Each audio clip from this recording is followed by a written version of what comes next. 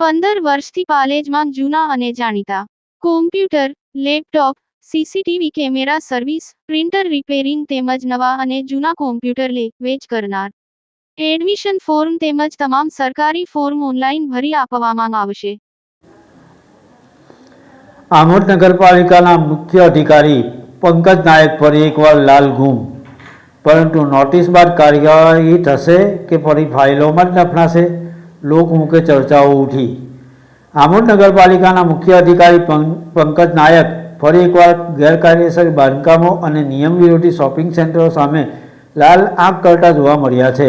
શહેરમાં ચાલી રહેલા શોપિંગ કોમ્પ્લેક્સોને નોટિસ આપવામાં આવતા જ વેપારીઓમાં ફફડાટ ફેલાઈ ગયો છે અને આમોદમાં આ મુદ્દો હાલ ટોક ઓફ ધ ટાઉન બની ગયો છે. હકીકત એ છે કે આમોદમાં મોટાભાગના શોપિંગ સેન્ટરોમાં કાયદા મુજબ ફરજિયાત એવી ફાયર સેફ્ટીની સુવિધાઓના નામે માત્ર નામની પણ નથી. Fire exit, fire fighting system, emergency વ્યવસ્થા કાગળ પર સીમિત છે. એટલું જ નહીં, પાર્કિંગની કેવી વ્યવસ્થા વગર સર્વિસ રોડની બાજુમાં મનમાની રીતે વાહનો ઊભા રાખવામાં આવે છે, જેના કારણે રોજબરોજ અકસ્માતનો ભય મંડરાઈ રહ્યો છે.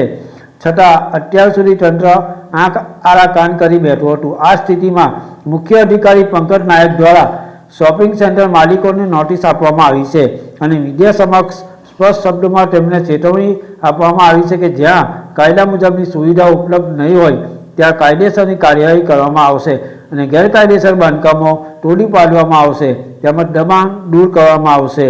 પાલેજ ટાઈમ્સ, ભરૂચ.